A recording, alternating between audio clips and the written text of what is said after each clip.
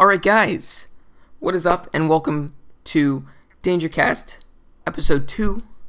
So today I want to talk about a new game that's coming out. I'm highly looking forward to it, and that you might have heard of it by now.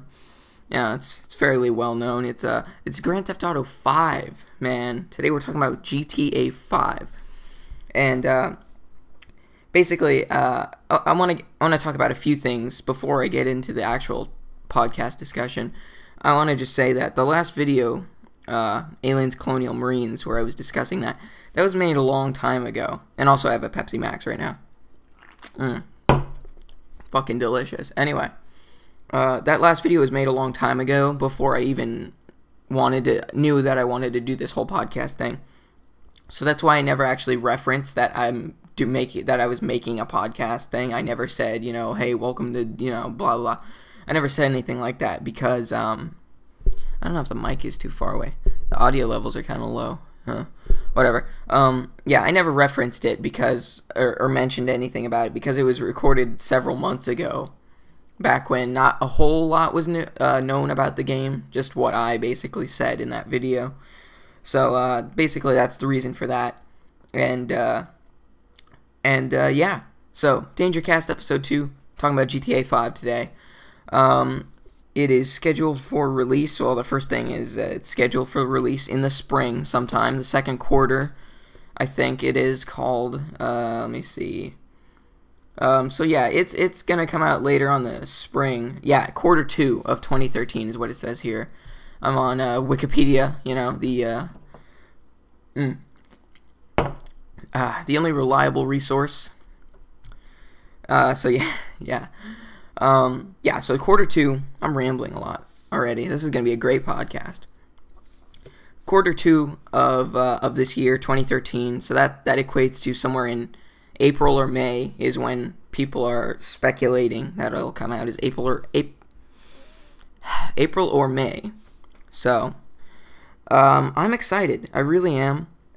Today I want to talk about the things that I am excited for, and also the things that I'm slightly I wouldn't say concerned, but the concerns that I have, we could say. The concerns that I have going in after hearing some of the things. Nothing too negative. It's not like, oh my god, they're changing this. I can't believe they're doing this. It's nothing like that. It's just some concerns with some of the new gameplay that they're talking about, and some conflicts that might have with current, past gameplay features and other things. We'll get into it. But basically, the first topic I have down, I have a whole topic list. It's very professional, very professional. I have a topic list here, and that is, the first thing I want to talk about is one of the biggest new features in GTA 5, and that is the ability to switch between any of 3 different protagonists. There are 3 protagonists in the game. It's oh my god, it's Michael, Trevor, and something. See, people are gonna be like, oh yeah, you forget the black dude, right? Yeah, well, I honestly can't remember the dude's name. It's Michael. It's Franklin. Franklin's the dude's name. I didn't look that up, by the way. I remembered that, so people can shut the fuck up. So yeah, Michael, Franklin, Trevor, and those are the 3 main protagonists. Michael is the sort of is the family man. He's sort of he's the wealthy guy. Basically, is what the story is with him. Is he's basically any past GTA protagonist at the end of the game. Like, so he's already made. Like, he's already got the millions of dollars. He's got a wife. He's got 2 kids, I believe. Excuse me, and he's got a big house up in the hills in presumably Vinewood or something like that is the area it's going to be called. That's a weird noise. So yeah, he's got the big house and everything. He's rich. He's basically successful. He's a successful criminal. I can pronounce words. But he's not happy with his life, so that's probably what's going to make him go back to the life of crime, is probably what's going to happen there. And that's Michael. Trevor is like this like psychopathic dude. He's like really crazy. He used to be like an Air Force pilot or something, so he knows how to fly planes really well. So I'm assuming there are going to be a lot of missions that involve flying that are going to be with him or featuring him at least. And him and I'm just repeating things that have already been said, by the way, guys. This is no new information. I'm not revealing anything here. This is all just common knowledge at this point. But Michael and Trevor, they used to be best friends, and something happened, and so they didn't talk for a long time, and now they're sort of getting back together, and they're doing the whole bank robbery stuff. Not bank robbery, but the whole crime thing, and the whole game's going to be revolving around doing 5 or 6 heists. I forget if it's like 6 or 5. A bunch of heists.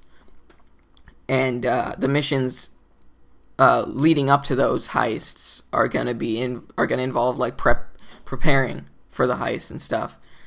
And the other character is Franklin.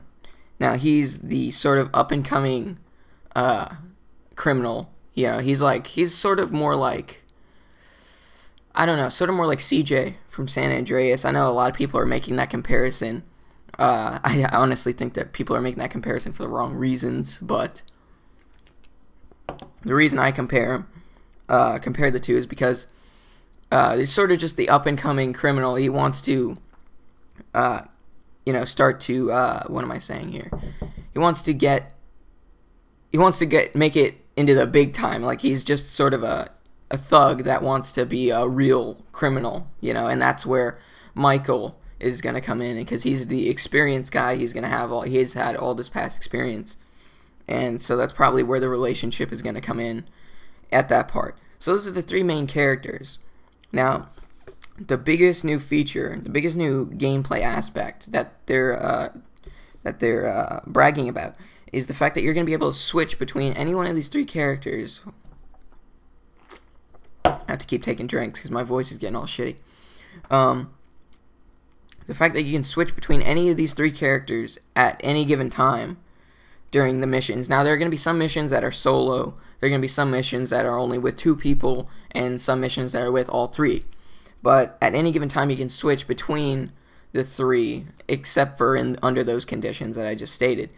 So yeah, you're going to be able to switch between these characters at any given time during the open world gameplay. Just when you're outside of missions, you can switch between them. What happens is, from what I've heard from people who've actually seen a gameplay demo, people who went to New York and saw the demo, this is all the major media places. From what I've heard, the map actually, when you switch between characters, it actually zooms outwards, like up into the sky as a sort of Google Earth view, and the camera like pans over and it drops down into that other character where the other character was in the world, which I think it sounds fucking amazing. It's sort of like Driver San Francisco, if anyone's played that game. I personally haven't, but I've heard other people reference that game, and I've seen some clips, and they're right. It is sort of in that same style where the camera pans out into sort of an overhead view, and then it drops into the other character. And that sounds really cool. What they're saying is when you're not controlling one of the main characters, they're gonna have like a routine that they're gonna do. They're gonna go about their daily business.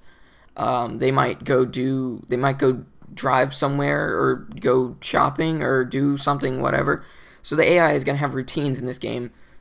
That's one of the big features, is that it's gonna be sort of like what they did with Oblivion, or what they tried to do with Oblivion, what they did more in Skyrim, is that NPCs are gonna go about their daily business. They're gonna go home at night. They're gonna wake up and in the morning they're gonna go to work, or they're gonna go shopping, or they're gonna go do fuck all. That's it. That's the sort of style that they're going for, and that's really exciting. It's one of those things that is completely unnecessary, but is very welcomed, and I'm excited for it. So yeah, what I was gonna say is that, like I said, when you're not controlling any of the characters, they just go about their business. And what the comparison that I made, that I was making in my head, is that it's sort of like The Sims. It's going to be sort of like The Sims, where you have a whole, you have the cast of characters, which is the 3 main ones, and you can switch between at any given time. And when you're not controlling them, then they go off and do their own sort of thing. So that just to put it in perspective, it's like The Sims, namely The Sims 2, where you can control the characters, and when you're not doing anything, and when you're not controlling a certain character, then they go do whatever. But this will be more advanced than that, where the characters will actually be given sort of actual things to do. They'll actually do things and have a purpose for doing them. And it'll just be pretty cool. It'll be really cool. It adds a lot of depth, makes the game feel more alive, and it's really exciting. So yeah, that's the whole switching. Well, no, I don't want to wrap up on this switching characters topic just yet, because I had one concern. That's what I'm excited about. The other stuff, all the stuff I just said, that's the stuff I'm excited about. But on the flip side, I'm really a little concerned about how this is going to play into the gameplay. Let's just take a standard GTA scenario here, and say you're wanted. You have a wanted level. You're being chased by the cops, and then right in the middle, you just switch characters to someone who's on the complete other side of the map. Then what? Does the wanted level carry over to that character? So now that character is wanted by the police for no reason, or does the wanted level just get dropped? Because then that would be incredibly cheap. Like that, when you're wanted, you can just drop your wanted level by switching characters. That'd be totally broken. They'd have to entirely fix this, reinvent the whole system. Or they could make it so that you can't actually switch characters when you're wanted by the police, but that would also be very annoying at certain situations. So it's like no matter what they do, they're gonna have to change something in a pretty significant way. But I don't think they're afraid to do that, honestly, because in Grand Theft Auto 4, obviously the police, the whole wanted level system was greatly changed from past GTA games. You still had your standard wanted level, but the way you evade police and the way it works really is just a lot different from past GTA games. There are no hidden stars that you can go and collect to drop your wanted level. In GTA 4, it's not possible, and yeah, so that that just shows that they have changed that system in the past, and I'm wondering how they're going to be able to adapt to this whole character switching thing, and what they're going to have to change. And if you guys haven't noticed, this is going to be a long podcast. I'm just going to say this is probably going to be longer because I have a lot more topics, and this is only the first one, so. I'm sorry if this is a little boring. This is strictly for the people who are interested in my opinion for some reason. So, yeah. Next topic would be what they're talking about. Another feature that they're talking about is GTA 4 will be a large world. It will be, I don't know what the estimate of in times larger than X game, but whatever game, but I know that you're going to be able to fit the map, the entire game, the entire map of Red Dead Redemption, GTA 4, and San Andreas all inside the map of GTA 4. Now, let's just think about that for a second. That's fucking massive. That really is. That's a huge, huge map. That's a really crazy sized game. And I'm really curious to see how they're going to pull it off.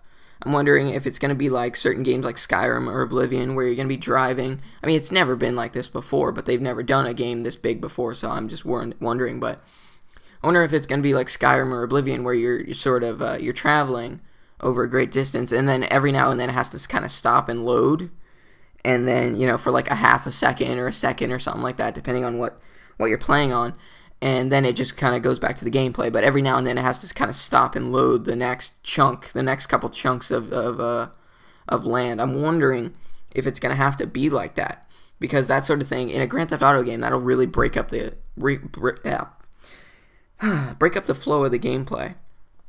and I'm just curious to see how they handle this whole big open world, and yeah, I'm just really curious about it.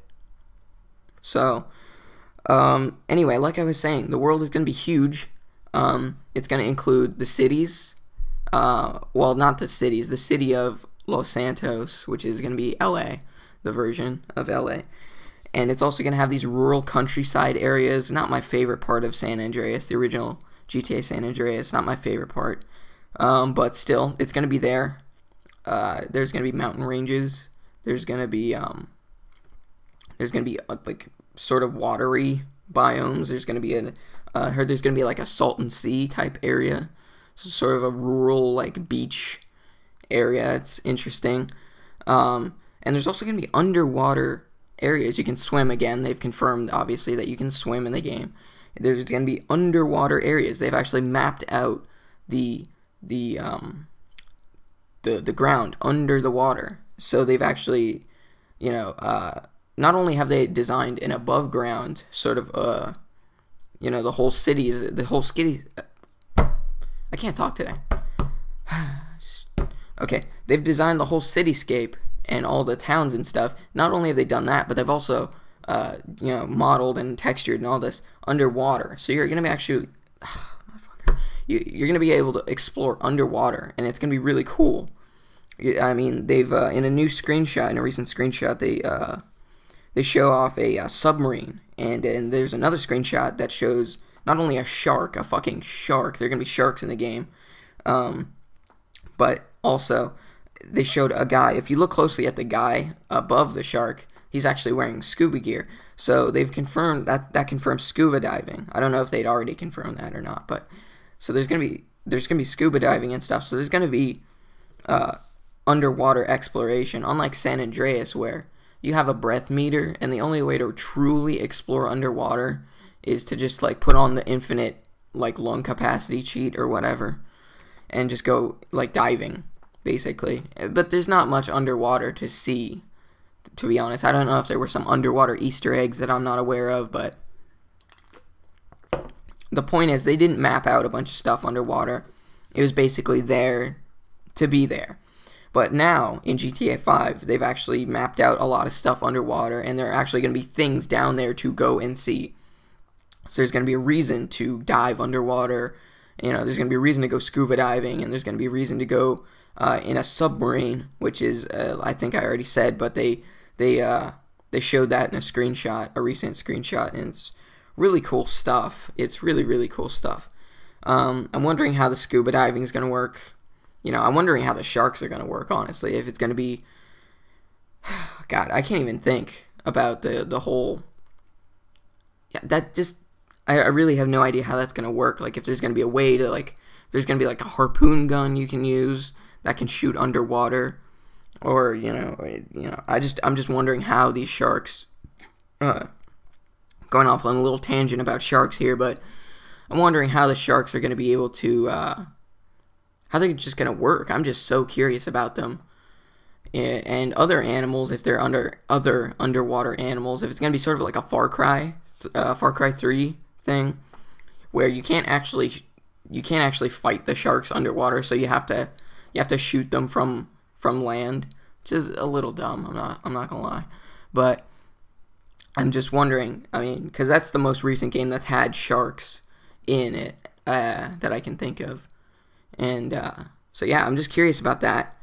So that's underwater content. There's a lot of underwater content there's going to be there. There are going to be Easter eggs out the ass in this game. There are going to be Easter eggs everywhere. Because it's not only is it a Rockstar game, this is a huge game, so they have plenty of places to hide Easter eggs and stuff, especially underwater. There's going to be some kind of like lost city of Atlantis or cave paintings, like underwater cave paintings or something, It's going to be cool stuff. It's going to be really cool stuff, and I'm really excited for that.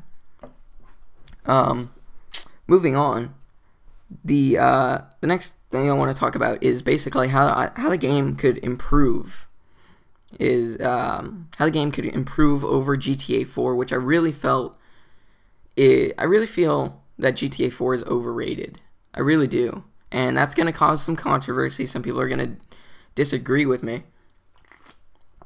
But that's really how I feel. I think that there's too much missing from GTA 4 to warrant giving it a perfect score. A 10 out of 10 is what a lot of these mainstream gaming outlets are giving. It's not present tense, but what they had given the game. Motherfucker. Are you done? Seriously, are you done? Dog? Freaking dog making cameos and shit. Point is, what was I even saying? The gaming media places, whatever the fuck I was saying, they gave it a 10 out of 10, There's no reason to give that game a 10 out of 10. It's not a perfect game, and this is something that I don't think that people, these game reviewers really put it into perspectives. They need to sit back when they're considering giving a game a 10 out of 10. They need to kind of step back and say, is this a perfect game? Like, is this close to a perfect game? And I don't think GTA 4 was. I really don't. I think that GTA 4 was a solid 8.5. In my opinion, it was a solid 8.5, but nothing more. There's just too much missing. And that's where I want to see improvements in GTA 5. And my dog is walking over there. What are you doing? Looking at me. Anyway, that's where I want to see improvements. So let's talk about the improvements I want to see. First of all, I want to see a huge improvement in driving. Too many lesser games nowadays have come out that have had so much better driving than GTA 4. GTA 4, it felt, they've acknowledged this. Rockstar has come out and basically said, we know the driving was bad, and we're going to make it better, which is exciting to hear, but, at least they've acknowledged the fact that the driving in GTA 4 was not very good. It felt like you're driving a boat, and that's actually a quote from Rockstar themselves, and it's absolutely right. If, it's not quite as bad as Mafia 2, where it literally felt like your tires were made out of butter. I think that would be a bit of a stretch to say it's like Mafia 2, but it's up there. It's not the best. It's not the best driving in any game. In a game by far. It's probably some of the worst in the series. I think the best so far has been maybe San Andreas. I think because I've gone back recently. I'm playing San Andreas now. Trying to get myself psyched up for GTA 5, and just the driving in that game is just so much better. It really is. It's kind of funny that a game that was made so long ago is so much better in that respect. And as I was saying, with recent lesser games coming out that were having better driving mechanics, look at Sleeping Dogs. The driving mechanics in that game were great. Now, I'm not saying the whole ramming up against people, that was a little weird, but I'm just talking about the actual flow of the driving itself, the way the tires grip the ground and there's traction and your car is not spinning all over the place. And a perfect example, probably the best driving in a non-racing game. Forget racing games, okay? Probably the best driving in a non-racing game I've seen is Saints Row the Third, honestly, and that's also another controversial thing. Some people are going to really disagree with me on that. Some people absolutely despise the driving in the Saints Row games. I always thought they were better in that regard. As far as driving, I always thought they were better than the Grand Theft Auto, at least GTA 5. Saints Row the Third, not GTA 5, goddammit, GTA 4. I even held up 4 fingers there just to show my point, even though this is an audio podcast, whatever. I always thought that the driving was better in Saints Row. In Saints Row 2 especially, Saints Row the Third, it got even better. I just want to see a better driving. I want not even better driving mechanics, because there's not much to it. I just want to see better driving. Less sliding around, less boat-like car mechanics. And I'm sure that's going to improve because Rockstar has acknowledged it. So, they're not going to acknowledge it, say, yeah, it was pretty bad in that last game, and then not do anything about it. So, obviously, they're going to fix it. So, I just wanted to touch on that. for a couple minutes. Just want to touch on that. What else? Oh yeah. Honestly, I want to say that now some people are really probably going to disagree here, but I think Rockstar needs to take certain examples from other games, such as the Saints Row games and THQ. Not THQ. Well, it is THQ. It's owned by THQ, but I think the developer is Evolution or something like that. I'm gonna look it up. Saints Row the Third. Yes, I'm one of those people that talks out loud when they're typing. Developed by Evolution, yes, and published by THQ, which is like going under right now. So, what I'm saying is, Rockstar needs to kind of take some examples. Basically, is what I'm saying from Evolution's game. Not only in the driving, but also other mechanics like shooting. I've always thought the shooting in Grand Theft Auto games have been kind of poor, honestly. Even in GTA 4, the shooting is still subpar. Going back and having played San Andreas, I'm playing it now again for the first time since like 2009. Going back and playing that game has a really good melee combat. Like, in comparison to GTA 4 and in comparison to other games out there, or just other open world third-person games, it has really good melee combat. Well, Saints Row the Third actually fell short in that sort of respect. There wasn't actually any real like combos or anything that you could really do. Unlike Saints Row 2, when there were like different combos and stuff and different move styles you can do.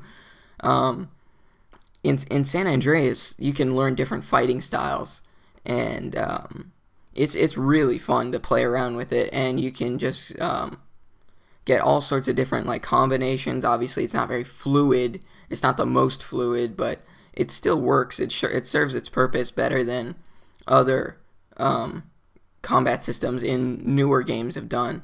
And I just want to see an improvement in melee combat in the Grand Theft Auto series, in namely Grand Theft Auto 5.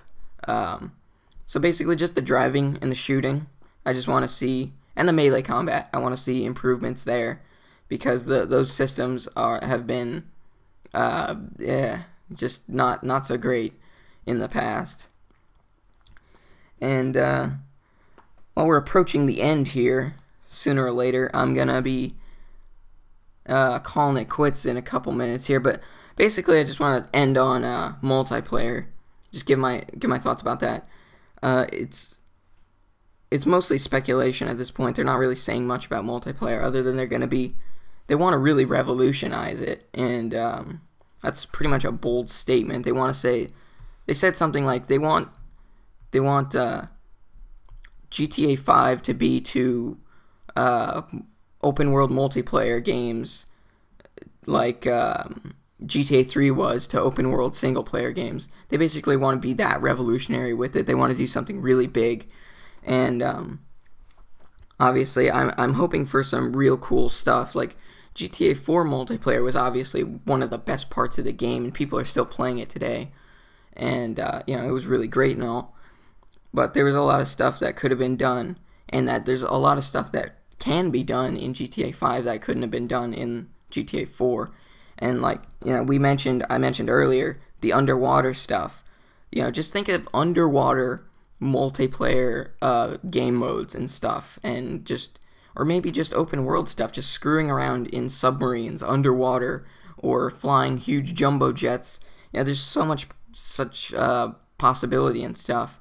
It's really cool. I'm hoping to see some of the more standard game modes like team deathmatch, that type of thing. But also, since there's this whole heist feature, the game is going to be focused around heists. Most people have been saying this, but they haven't really been getting their point across clearly, and it's because what they want sort of a team-based heist thing, maybe where one team plays the robbers, and maybe and their objective is to try and, you know, steal the money out of this bank or whatever, or, you know, perform this heist. And the other team is to try and stop them. There may be like the guards or the police or, you know, something, and some kind of mode like that, or maybe just a co-op based mode where you and your friends are trying to perform this heist, and there's all this crazy shit going down to try and stop you and get in your way. Basically, what people have neglected to mention, there's already a game like that. It's called Payday the Heist, and basically this GTA 5 has the potential to be basically that game, you know, in the multiplayer. It has the potential to have that sort of similar style to it. I'd really like to. It's obviously not going to be as flushed out as, you know, the entire game of Payday the Heist, but what I'm saying is I'd like to see something similar where it's like sort of a cooperative, you know, heist gameplay, you know. Probably like I prefer to see the first thing that I mentioned, whereas there's one team of robbers and one team of like cops or whatever, and, you know, something like that. And there was a cops and robbers like game mode in GTA 4, but it was really kind of just kind of lame, honestly. It was basically just a car chase, and that's it.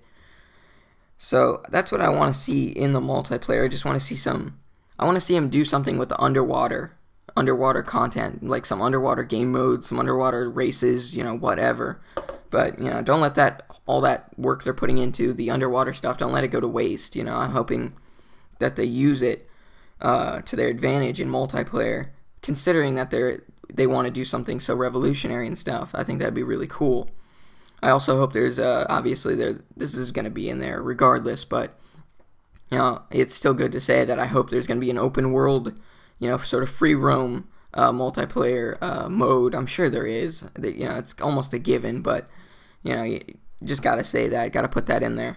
So yeah, that's pretty much my thoughts on GTA 4. Motherfucking piece. I'm done. Talking for 33 minutes is making my brain fry, and probably yours too. So yeah, that's my thoughts on GTA 5 with a V, and I hope you enjoyed this second edition of DangerCast. Don't think that we're off the subject of Grand Theft Auto. So tune in next time. Tune in next week. No, it's probably not going to be next week, but tune in next time for our GTA.